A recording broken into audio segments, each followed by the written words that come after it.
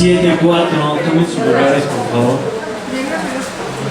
La palabra de Dios nos enseña en el Salmo 37:4 y 5. Dice así la palabra de Dios: deleítate a sí mismo en Jehová, y Él te concederá las peticiones de tu corazón. Encomienda a Jehová tu camino y confía en Él, y Él hará.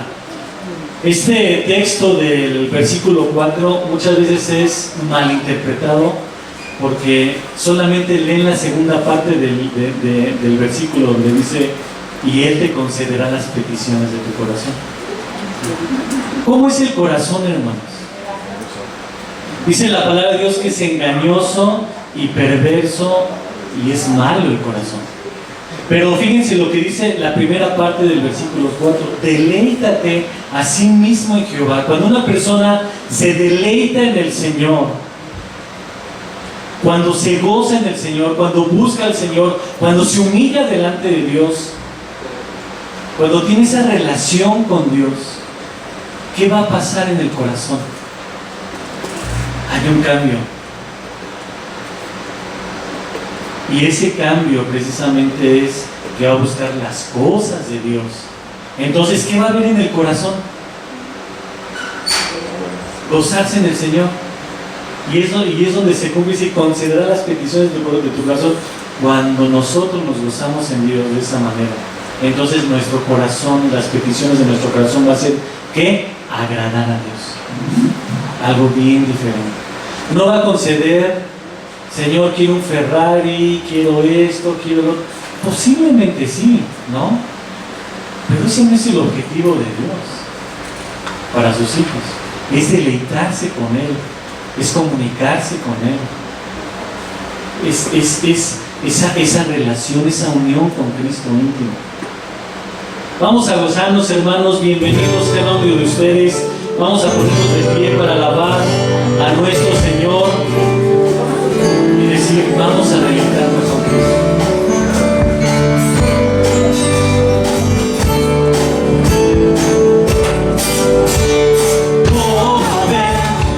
Ven y deleítate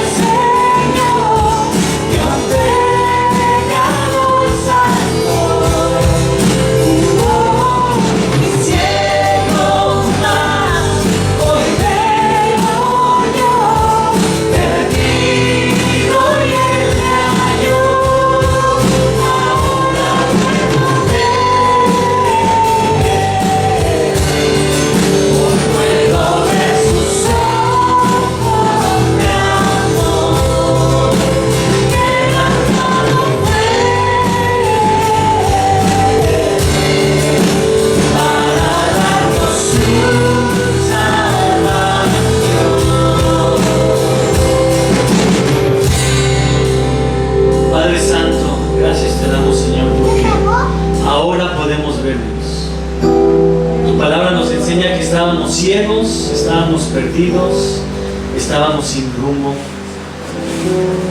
Pero gracias a ti, Señor, que podemos ver a través de tu bendita palabra. Gracias, Señor, porque podemos alabarte, podemos engrandecer tu nombre con plena conciencia, Señor. Que tú estás aquí con nosotros, Padre. Que tú eres omnipresente, estás en todos lados, pero que estás con nosotros, Señor.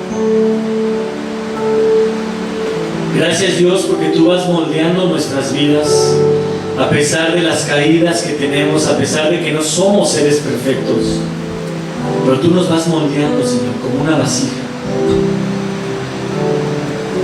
Nos vas dando forma, nos vas dando diseño, Dios. Señor, permite que aumente nuestra fe para contigo, Señor. Aumenta nuestra fe, Dios. Aumenta nuestra confianza en ti, Señor. No permitas que este mundo nos jale, Dios, hacia su corriente. Tu palabra nos enseña que vamos en contra de la corriente de este mundo, Señor. Pero muchas veces, Dios, cuando nos soltamos de ti, Señor, es cuando viene la indiferencia, la decadencia. Es cuando viene la falta de amor para contigo, Señor. Perdónanos por ello, Padre Santo. Señor, sabemos que pasamos pruebas, Dios, y sabemos que tú estás con nosotros y que tú no nos sueltas, Dios. Nosotros somos los que te soltamos y te pedimos, Señor, porque aumentes ese deseo de estar contigo, Dios, de permanecer en tus cosas, Dios, de permanecer en ti, de ocupar nuestro tiempo en ti, Señor. Señor, ¿qué cuenta te vamos a entregar?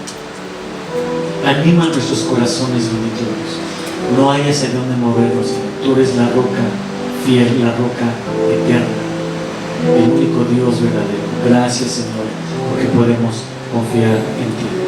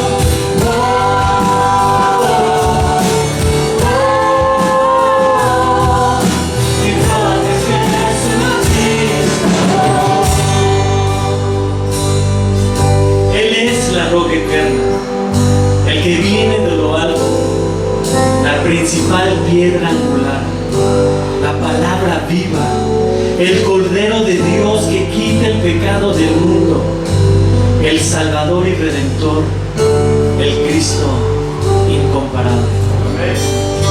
Es Cristo mi seguridad, lo terrenal se acabará, mi roca es Él, mi roca es Él, en Él temor adversidad, su gracia siempre bastará, mi roca es Él, mi roca es Él, es Cristo mi seguridad, lo terrenal se acabará, mi roca es Él, mi roca es Él, en Él temor adversidad, su gracia siempre bastará, mi roca es Él, mi roca es Él, mi roca es Él, no se moverá,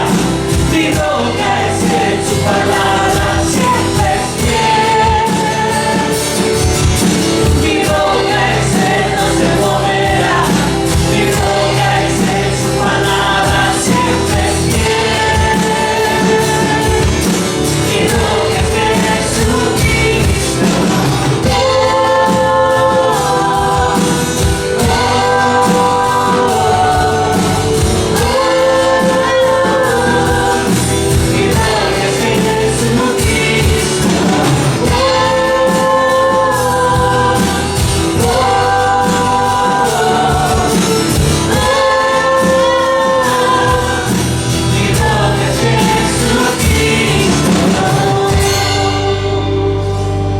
Vamos a darle un aplauso al Señor.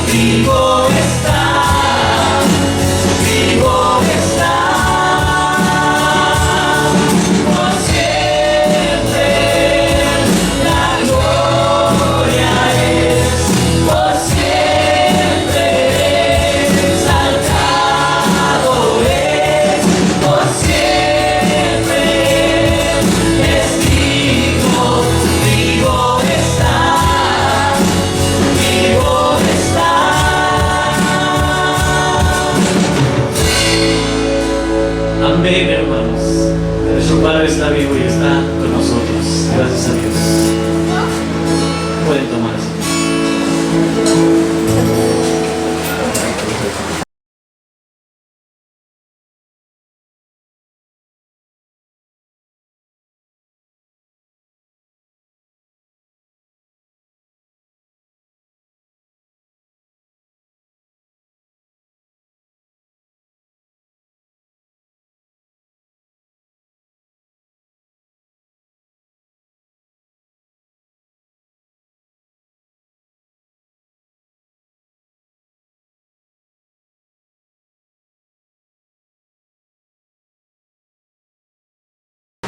Buenos días, hermanos.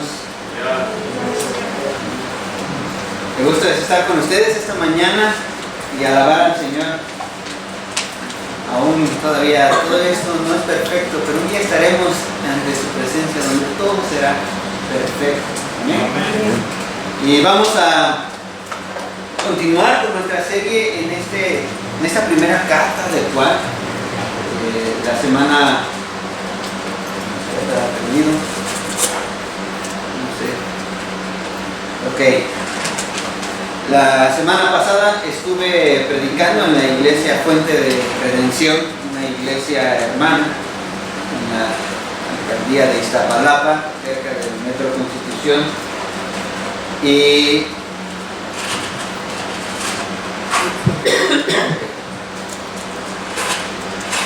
vamos a cambiar de micrófono.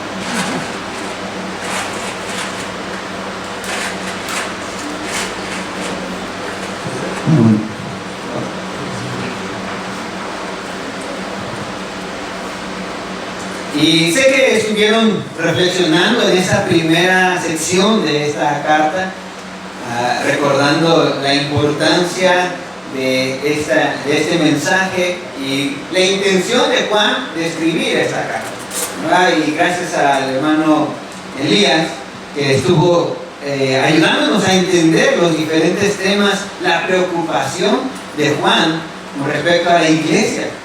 Y una vez que hemos comprendido los temas que se desarrollan a lo largo de la carta de Primera de Juan, la preocupación de Dios por la comunidad es grande.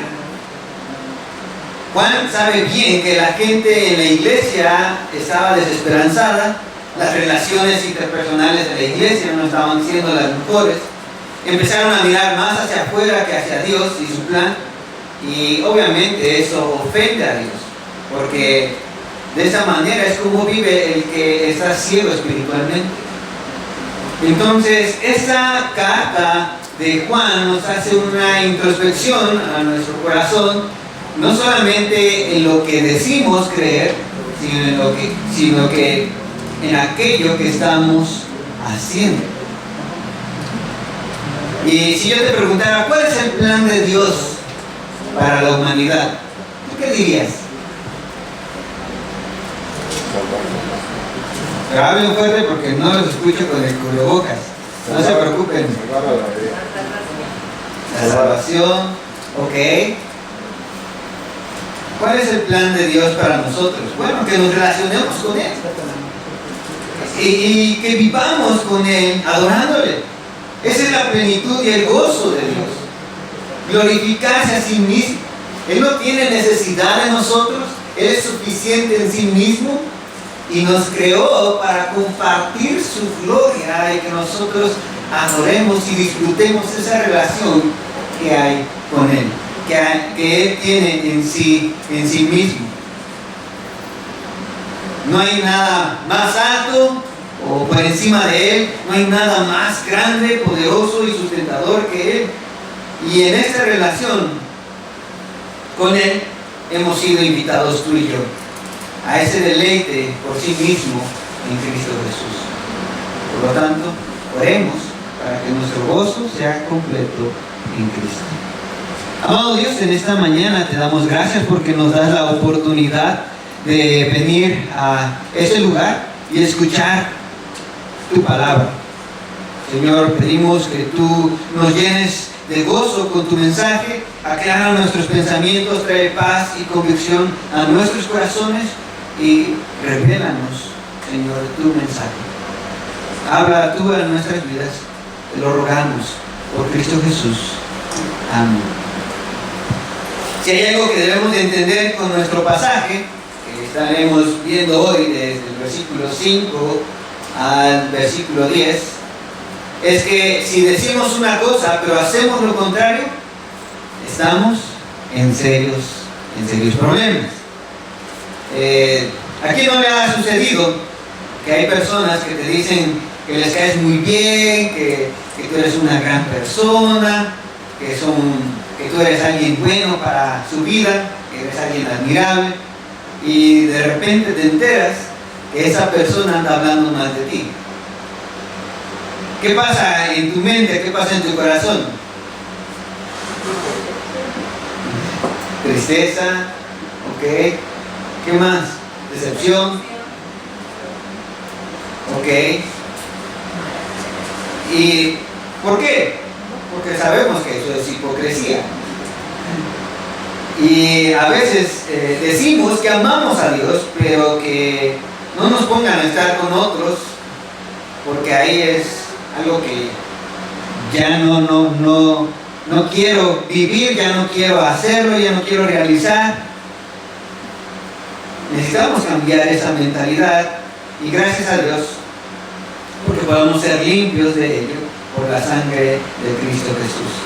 Es el regalo continuo e irrevocable de Dios para los creyentes, la sangre de Cristo. Para ello hay que vivir a la luz de la comunión.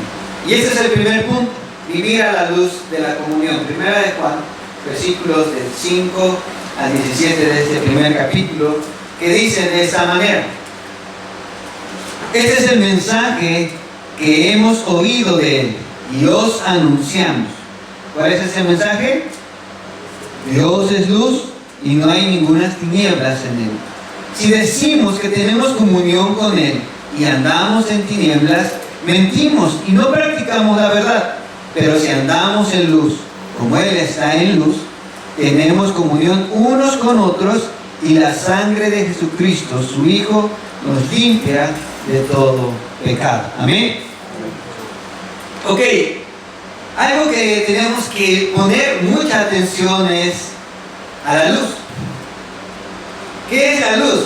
Bueno, si tú recuerdas, Juan escribe mucho acerca de la luz, habla mucho de este simbolismo de la luz. Si tú vas al Evangelio de Juan, en el capítulo 1, del versículo 1 al 5, te vas a encontrar con esta idea acerca de la luz. La luz alumbra y no hay oscuridad que se le resista.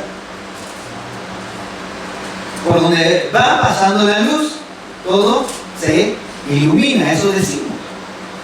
No hay nada que se le resista.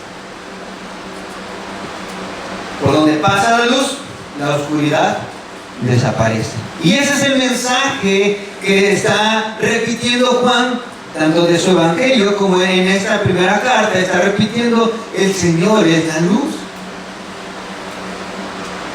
Pero hay un problema, y eso ya lo sabemos tú y yo, que es el pecado. Y ahorita más adelante vamos a tocar este punto, porque tenemos que hablar acerca de las tinieblas. Pero cuando nos dice la palabra que Dios es luz, significa que no hay maldad en Él. Su luz nos revela la pureza moral y su omnisciencia, como menciona Apocalipsis 21-23, cuando habla de que Dios y el Cordero son la lumbrera permanente de la nueva ciudad, allá donde tú y yo estaremos por la eternidad. Pero en pocas palabras nos habla de su santidad. Eso es lo que significa que Dios es luz. Primera de Timoteo 6:16 y Santiago 1:17 nos indican que la santidad de Dios es su perfección, lo que distingue a Dios por ser Dios en su carácter esencial. Ahora, nosotros estábamos en tinieblas. ¿Puedes ir conmigo a Juan capítulo 3, versículos del 17 al 20? Y quiero que leas conmigo esta porción. Y dice este versículo 19: este capítulo 3. Y esa es la condenación, que la luz vino al mundo y los hombres amaron más las tinieblas que la luz, porque sus obras eran malas. Porque todo aquel que hace lo malo aborrece la luz y no viene a la luz para que sus obras no sean reprendidas. Los hombres amaron más las tinieblas porque sus obras eran malas. Ahora, aquí hay algo bien importante para ti y para mí. Y la palabra que resalta en estos versículos es la palabra amar. O amas la luz o amas tus obras malas, que es amar las tinieblas. Si nosotros regresamos a nuestro pasaje, nos dice que Dios es luz y no hay ninguna tinieblas en Él. Nos está hablando de su perfección, nos está hablando de su santidad. Pero este pasaje de Juan 3 nos dice que nosotros somos incapaces de amar la luz. ¿Por qué? Porque nuestras obras son malas. Amar es igual a adorar, dar prioridad, no abandonar, relacionarse, disfrutar o permanecer. O sea que o disfrutamos, o amamos, o nos relacionamos, o adoramos a Dios, que es la luz, o amamos y disfrutamos nuestras malas conductas, nuestras malas obras. En pocas palabras es, o tenemos comunión con Dios, o tenemos comunión con las tinieblas. Ahora, esto es un breve examen y yo sé que ya todos estamos pensando, bueno, ¿y cómo estoy yo? Yo digo que amo a Dios, de hecho le canté eso en esta mañana, pero mis acciones no han sido de todo correctas. ¿Cómo puedo decir que tengo comunión con Dios? ¿Qué es tener comunión con Dios? Dice, si decimos que tenemos comunión con Él y andamos, nos mantenemos, nos dirigimos en las tinieblas, mentimos y no practicamos la verdad. ¿Qué es comunión? El término en su original nos ayuda a entender que es hacer partícipe o tomar parte en, involucrar, acompañar o relacionarse con. O sea que estamos diciendo, yo me relaciono, yo hago partícipe a Dios, Él toma parte en mi vida, Él se involucra en mi vida, Él me acompaña todos los días. Si tú dices eso, pero realmente tu comunión es con las tinieblas, con tus obras malas, o sea, haces partícipe más a tus obras malas, te involucras más en cosas malas, te relacionas más con las cosas malas, estás en serios problemas, estamos en serios problemas. Por eso, esta palabra comunión es el término favorito de Juan en esta primera carta. Tú lo puedes ver en el versículo 3, lo puedes ver en el capítulo 3, versículo 2, en el versículo 24, en el capítulo 4 y en el versículo 3. Lo que Juan está tratando de decir es cómo nosotros estamos siendo partícipes de la comunión con Dios, estamos siendo partícipes de esta relación con Dios o estamos siendo partícipes de la relación con el pecado. Por eso tenemos que mirar con atención que Juan no está hablando en primera persona, ni en segunda persona, singular. Está hablando en primera persona del plural. Vean cómo dice, si decimos, incluyéndose él, que tenemos, incluyéndose él, comunión con Dios y andamos, incluyéndose él, en tinieblas, mentimos y no practicamos la verdad. Por eso tenemos que entender qué son las tinieblas. Bueno, cuando vamos a la Biblia, nos recuerda que las tinieblas son un símbolo de ignorancia del Evangelio, de la verdad. O sea que, en pocas palabras, que no nos interesa el Evangelio. Puedes ir a esa segunda carta de Corintios, capítulo 4, versículo 4, que dice: en los cuales el Dios de este siglo cegó el entendimiento de los incrédulos. ¿Para qué? Para que no les resplandezca la luz del Evangelio de la gloria de Dios, de la gloria de Cristo, el cual es la imagen de Dios.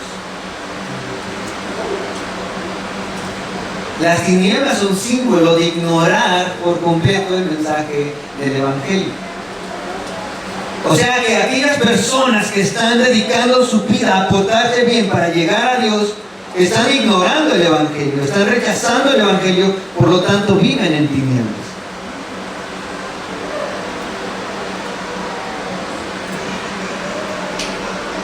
Por eso es importante entender qué son las tinieblas, porque también son un símbolo de falta de dirección, son un símbolo de perdición, son un símbolo de incapacidad de saber hacia dónde nos dirigimos. Vea el Evangelio de Juan, capítulo 12, versículo 35. Aquí está Jesús hablando y dice: aún por un poco está la luz entre vosotros, andad entre tanto que tenéis la luz, para que no os sorprendan las tinieblas, porque el que anda en tinieblas, ¿qué dice? No sabe a dónde va. Si yo te pregunto en esta mañana, ¿sabes hacia dónde vamos? ¿A qué responderías? ¿Hacia dónde vamos?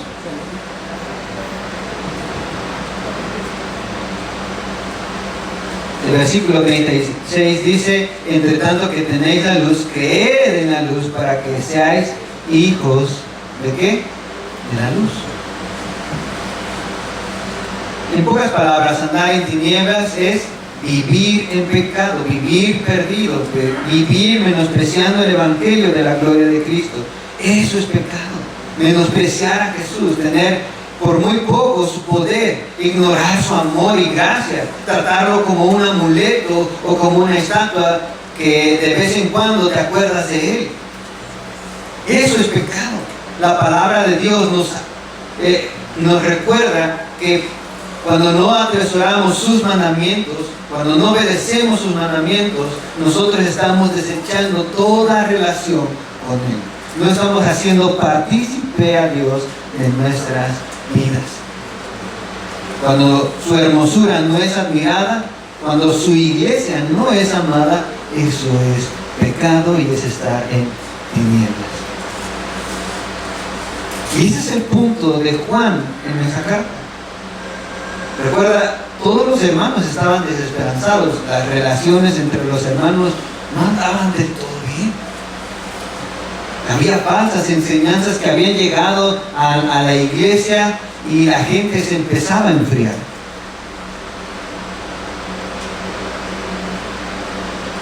Y eso es lo que está pasando en este tiempo. La iglesia se está enfriando. Cuando preguntas quién quiere participar en algo, muy pocos dicen, aquí estoy. No es porque me digan a mí, aquí estoy, sino que le digan al Señor, aquí estoy bien.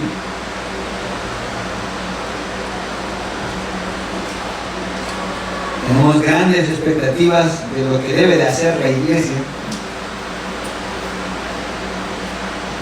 pero a veces tenemos que hacer este análisis si realmente nos estamos dirigiendo hacia Dios o nos estamos dirigiendo hacia otro lado que no tiene nada que ver con la luz. Algunos siguen insistiendo en decir, yo sí tengo comunión con Dios. Y si te pregunto por qué dices eso y comienzas a decirme todo lo que haces por Él y para Él y no todo lo que Él hace por ti y le adoras, le atesoras, le tomas en cuenta y te relacionas con su iglesia y su misión, entonces estás equivocado. pero hay esperanza.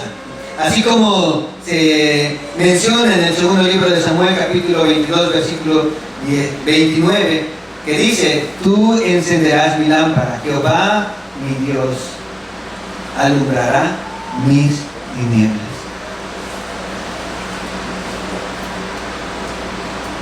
Y eso es lo que tú y yo necesitamos. ¿Por qué? Porque algunas personas fingen ser creyentes. Puedes darte cuenta en la primera carta de Corintios, capítulo 5, versículos 9 al 13.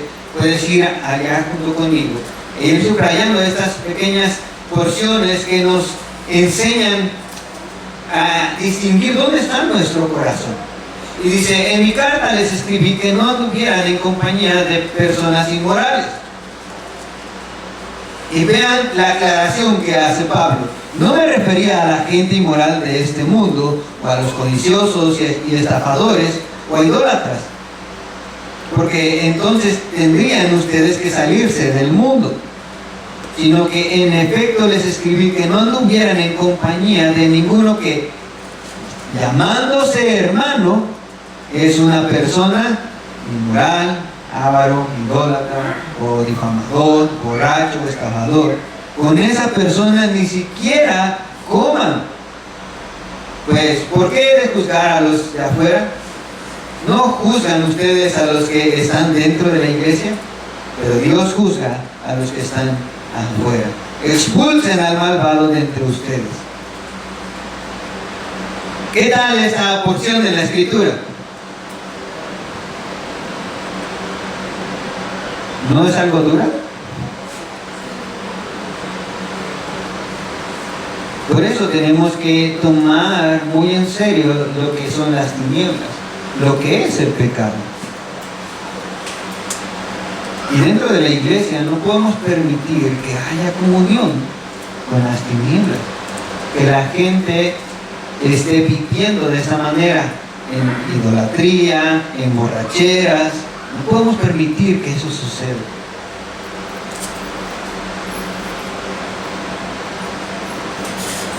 Esta lista de pecados que la iglesia no debe de tratarlos con ligereza son un claro ejemplo de la importancia de examinar nuestras vidas a la luz de la Escritura.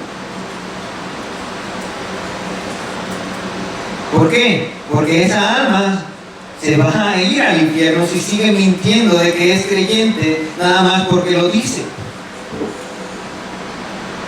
Puede haber recibido sanación, puede que sus finanzas estén bien, puede que sea el hermano más participativo, pero si persiste en ignorar el Evangelio,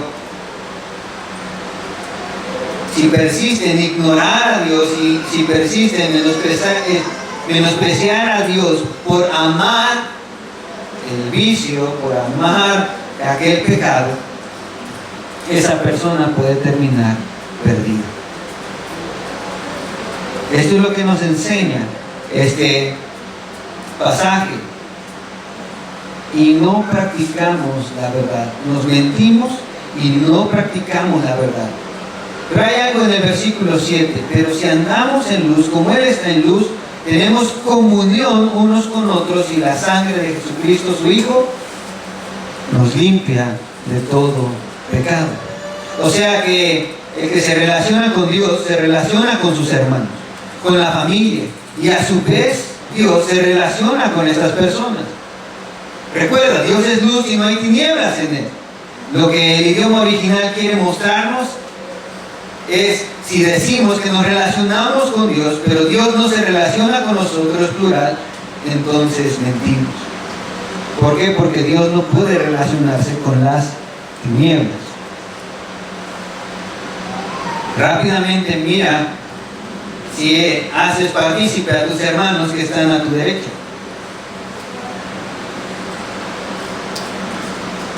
Los haces partícipes de tu vida, de esas bendiciones que Dios te ha dado y esa gratitud que tú tienes por lo que el Señor ha hecho en tu vida. Los haces partícipes de tus luchas. Y a veces volteamos a ver a nuestros hijos: no, es que ellos no pueden aguantar esta situación. ¿Cómo les voy a decir que estoy luchando? ¿Cómo les voy a decir que estoy luchando con el enojo? ¿Cómo voy a hacer eso? Pero eso es lo que hace hermosa la comunidad del Evangelio. Porque grandes y chicos han recibido la gracia de Dios y todos tenemos el Evangelio para darlo una y otra vez a nuestros hermanos y llevarlos a Cristo. Dice este pasaje que la sangre de Jesucristo, su Hijo, nos limpia de todo pecado, incluyéndose cuál.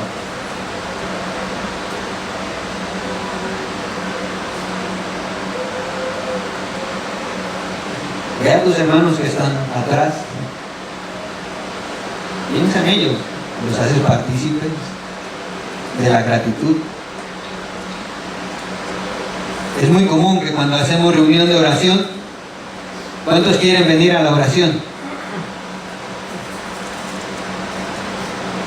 Muy pocos, ¿no? ¿Por qué? Bueno, es que oro por ellos en la semana, ¿no?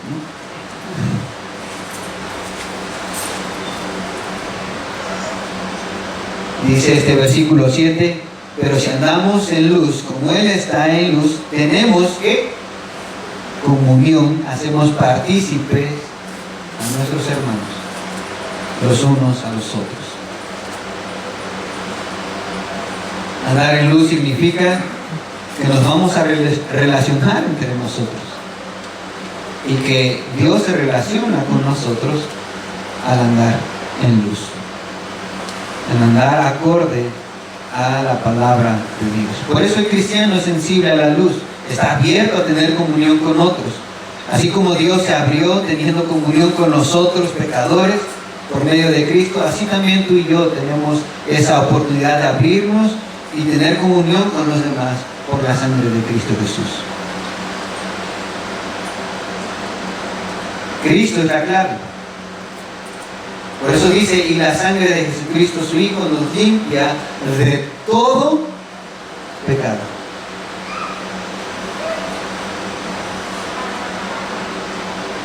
¿Esto no es esperanzador? Esa es la gracia de Dios, ese es el poder del Evangelio.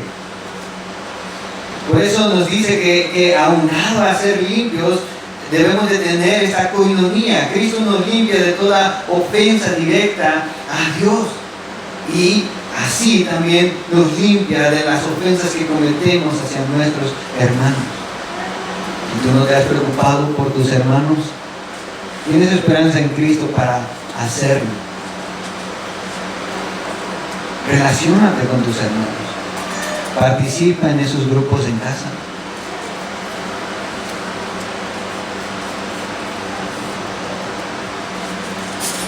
Esto indica que entre nosotros tendremos la necesidad de ser limpios. Tú y yo tenemos que pensar en esto. Tengo la necesidad de ser limpios. ¿Por qué? Porque con mi esposa a veces yo llego a pecar. Porque llego a ofender a mi esposa, quien ha sido creada, quien es su hija. Si hay necesidad de ser limpios de pecado, es porque el creyente tiene esa lucha. Pero no es que permanezca en el pecado, sino que tiene esa necesidad constante de vivir a la luz de la confesión. Y este es el segundo punto, vivir a la luz de la confesión. Versículos 8 y 9 de esta primera porción de la carta de Juan, dice, si decimos que no tenemos, otra vez en plural, pecado, nos engañamos a nosotros mismos y la verdad no está en nosotros. Si confesamos nuestros pecados, Él es fiel y justo para perdonar nuestros pecados y limpiarnos de toda maldad. Y me encanta esto porque regresamos a la fórmula de Juan. Si A no es igual a B, entonces estamos mal. Pero si corregimos B, Dios hace que sea igual a A. Esa es la intención, esa es la idea de Juan. Si decimos y no hacemos, estamos mal. Pero si sucede esto, podemos corregir aquello que está mal. Ahora, me llama la atención la palabra no tener pecado. Hay un problema en el ser humano. Y es creerse demasiado bueno, digno y perfecto. Eso es pecado. Eso es errar en el blanco. Es como si el equipo de fútbol mexicano, ¿no?, que jugó en la mañana, dijera: pues yo anoté gol nada más porque movió la portería. Como aquellos que estaban tirando con arco y movieran el blanco en donde cayó la flecha. Así es la gente que dice: no, yo estoy bien, yo soy bueno, yo no soy tan malo.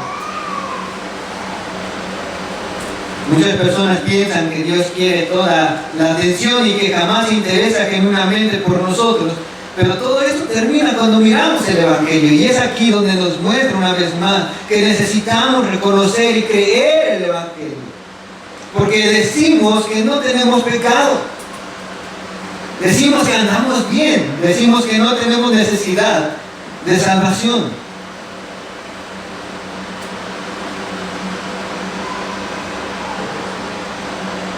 Si yo te pregunto: ¿tu hijo necesita salvación teniendo 1 año, 2 años? ¿Qué dirías? No, es que no es tan malo.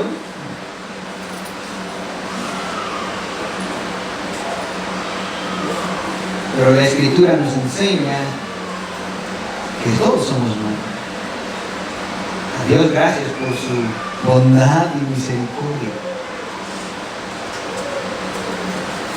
Pero es la misericordia de Dios, es el amor de Dios, aquel que cubre multitud de pecados, no nuestra conducta. ¿Qué puede hacer un bebé que tenga que ser correcto? Que leyera su Biblia el bebé desde el vientre.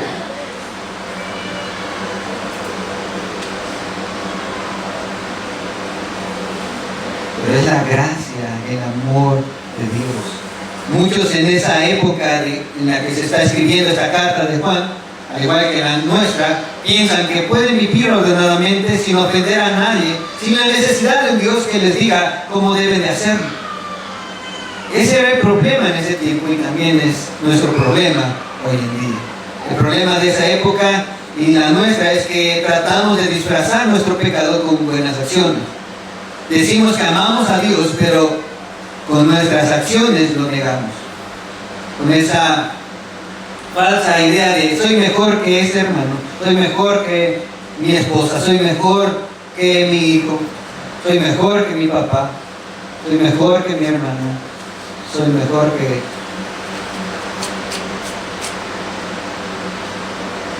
Tratamos de disfrazar nuestro pecado. Recuerda, la primera parte nos enseña nuestra necesidad de salvación. No hay tinieblas en él. Cuando decimos que tenemos comunión con Dios, nos recuerda que es hacer partícipes. Tanto Él nos hace partícipes de su reino, así como nosotros le hacemos partícipes de nuestra vida.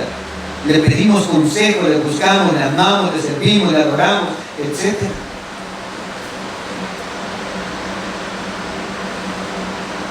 Pero Él nos ha hecho partícipes de su iglesia.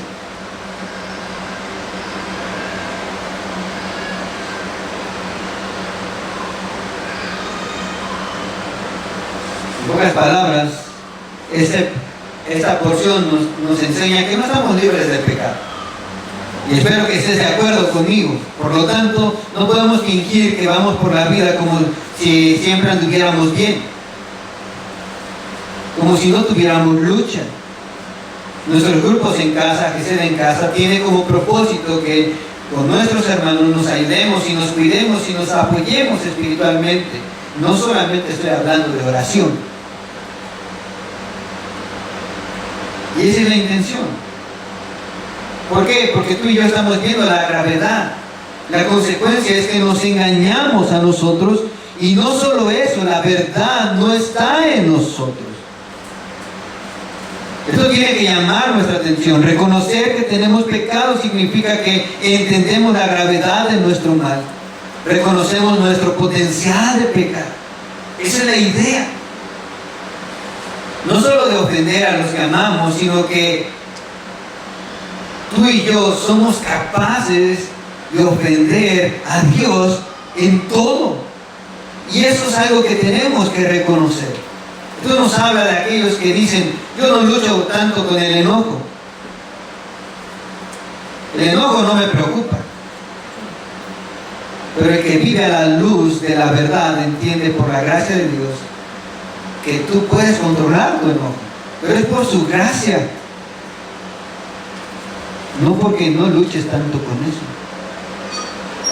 Porque si realmente te das cuenta a la luz de la Escritura, tú tienes todo el potencial para ser nocivo, destructivo y un asesino, como menciona la Escritura.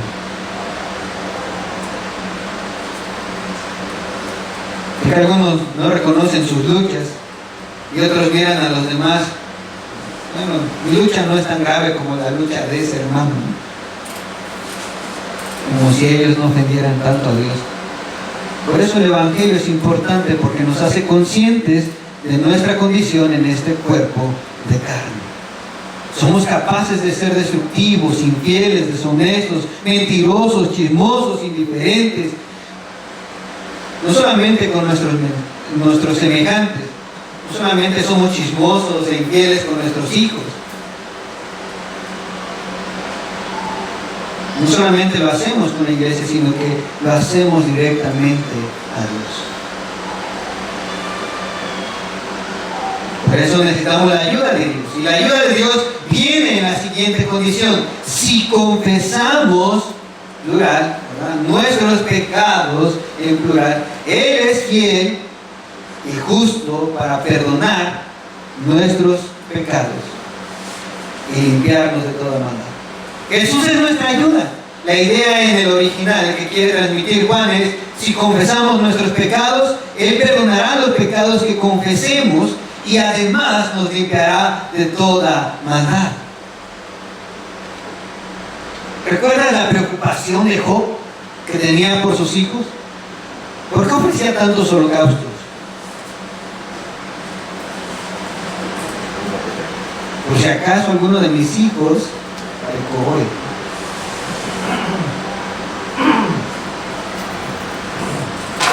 La condición de confesar significa decir la misma cosa, donde provienen las ideas de estar de acuerdo con una afirmación. Yo soy pecador, no merezco el cielo. Es aceptar la acusación, es estar de acuerdo con un deseo.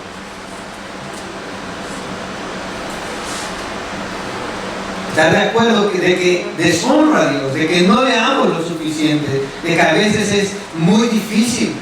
Pero recuerda la idea, no es solo decir, sino que voluntariamente aceptar que estamos en este problema, que tenemos pecado. En pocas palabras, a veces llegamos de una forma muy general y decimos en qué estamos mal cuando oramos. Pero la palabra en su original, en este contexto, es que nosotros podamos estar de acuerdo con la afirmación de la palabra de Dios de lo que Él llama pecado. Hay algunos que van a exagerar el pecado porque no se centran en la palabra.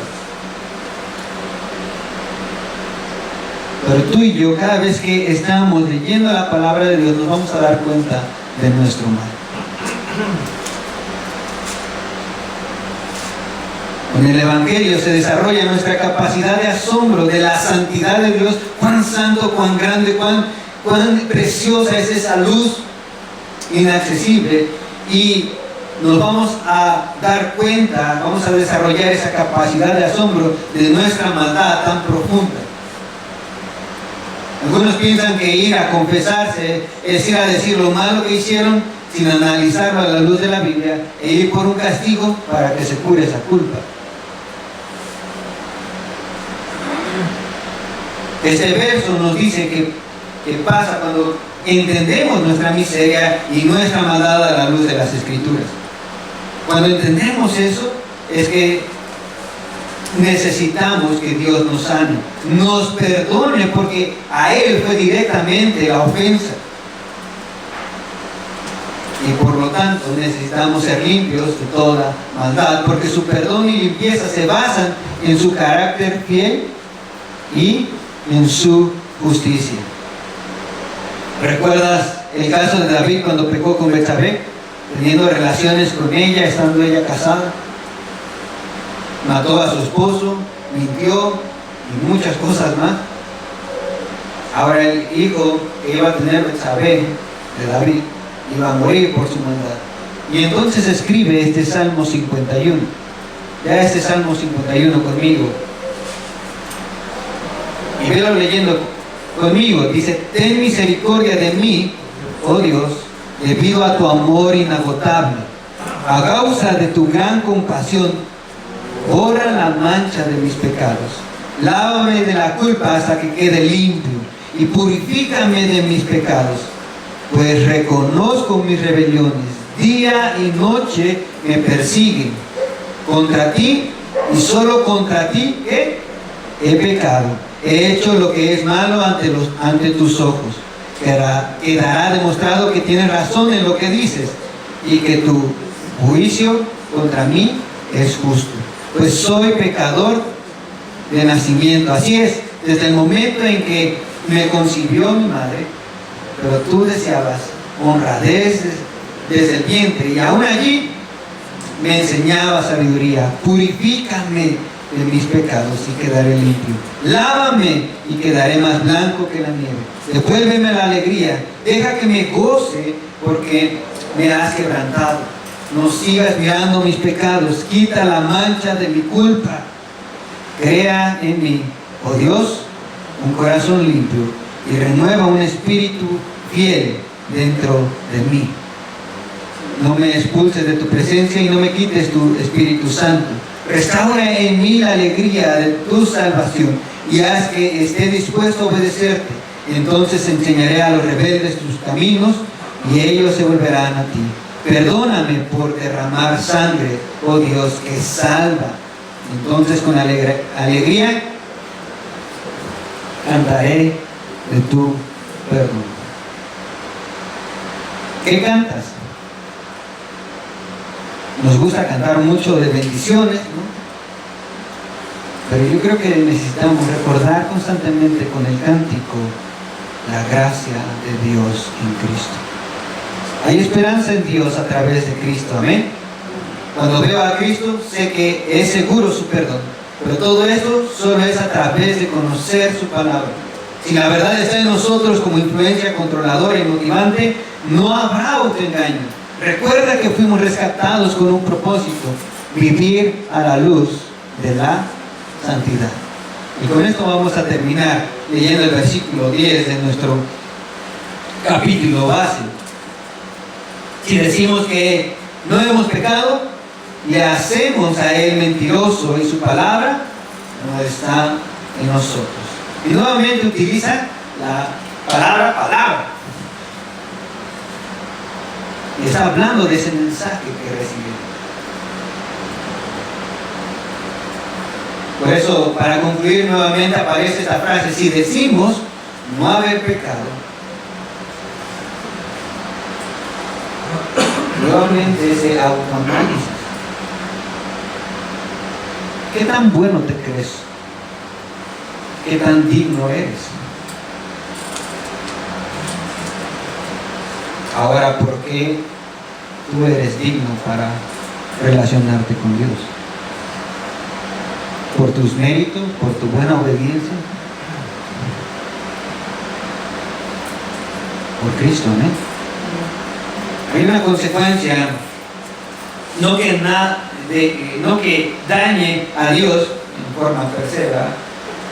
Como si le prestáramos luz y opacáramos su poder y gloria, pero sí en el sentido figurado de que le hacemos ver como mentiroso. La otra consecuencia es que su palabra no está, no habita, no poseemos su palabra. Esto quiere decir que su palabra no es cierta para nuestras vidas. Su palabra no tiene nada que ver con lo que nosotros somos.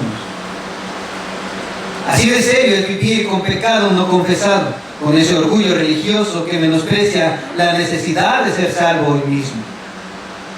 Algo que debemos de entender es que Dios no quiere que vivamos a la luz de la culpabilidad.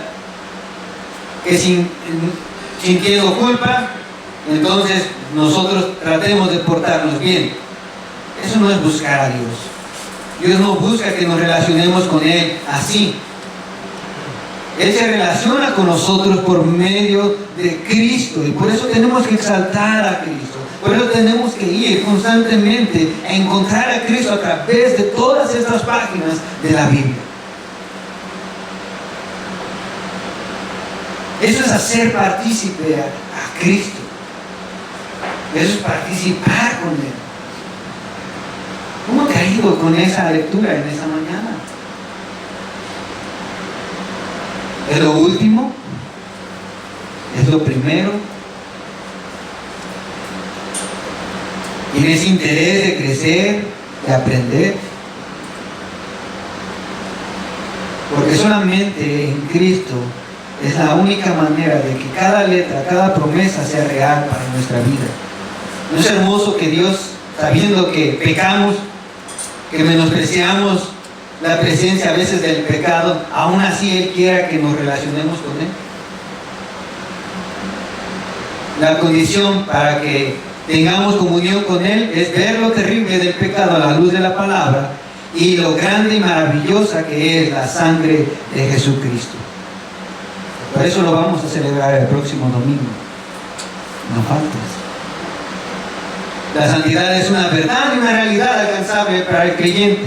Por eso, en tu devocional, en tu lectura y oración, pregúntate a la luz de lo que acabas de leer: ¿qué no has admirado de Dios?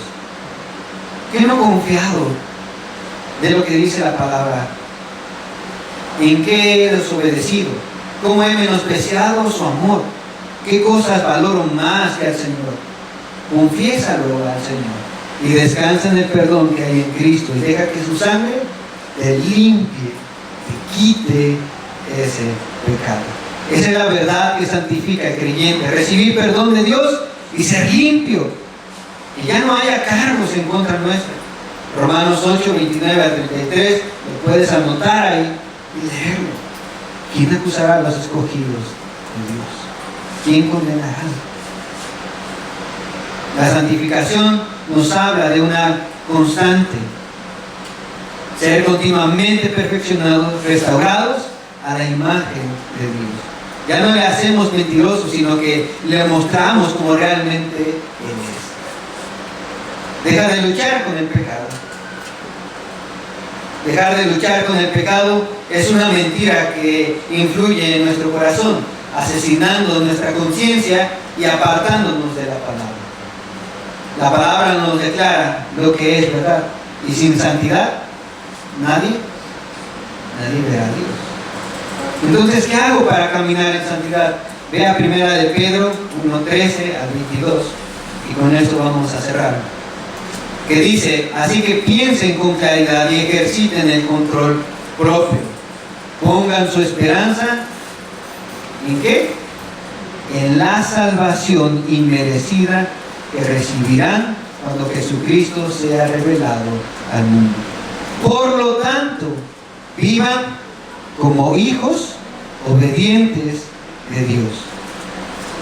No vuelvan atrás a su vieja manera de vivir con el fin de satisfacer sus propios deseos. Antes lo hacían por ignorancia, pero ahora sean santos en todo lo que hagan. Sean apartados, sean exclusivos de Dios, tal como Dios, quien los eligió. ¿Es santo? Pues las Escrituras dicen: sean santos. ¿Por qué?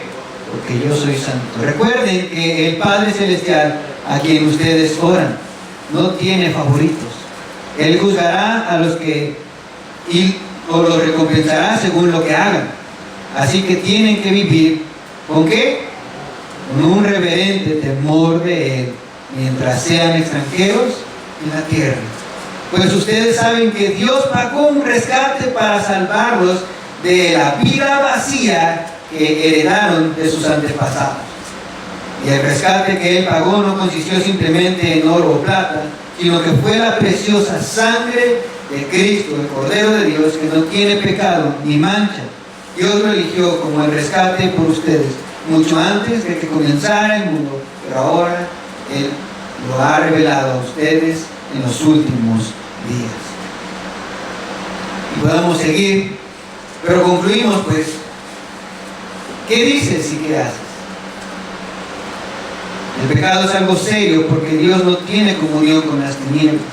Dios nos llama a la santidad. Dios nos llama a la santidad. Y solo lo logramos a través de leer su palabra y entender lo que somos capaces de hacer, lo que hacemos y lo que Cristo hizo por nosotros. Él es fiel y Él es justo. Así que hoy, si reconoces que estabas engañado, confiesa tu pecado y reconoce a Cristo. Si reconoces que no quieres reunirte con los demás porque amas más tu comodidad, confiésalo. ¿Por qué no quieres ser partícipe con tus hermanos de las bendiciones de Dios y de sus fracasos? Necesitas dejar de engañarte y confesar y hacer lo correcto. Confiesa que Jesucristo es el Hijo de Dios y Él es el único y suficiente Salvador. Comprométete con la comunidad. Lee conmigo, ponte de pie y con esto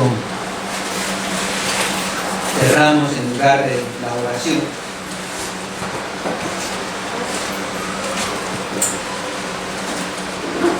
¿Cuál es tu único consuelo en la vida y en la muerte?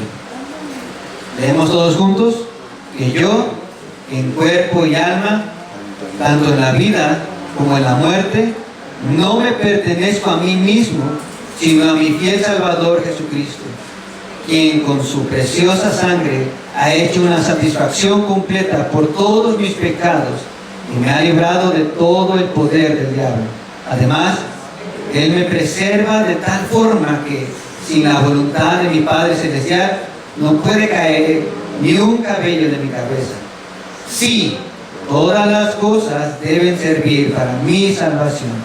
Por lo tanto, mediante su Espíritu Santo, también me asegura que tengo vida eterna y me prepara y dispone de corazón para que viva para Él de aquí en adelante.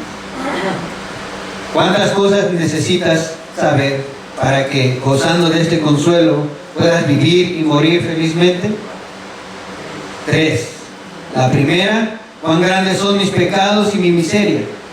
La segunda, cómo puedo ser librado de todos mis pecados y de mi miseria. Y la tercera, cómo debo expresar mi gratitud por tal liberación. Esta es la primera declaración del Catecismo de Heidelberg. Y ojalá pudiéramos meditar esto todos los días. Muchas gracias, hermanos. Pueden tomar su lugar.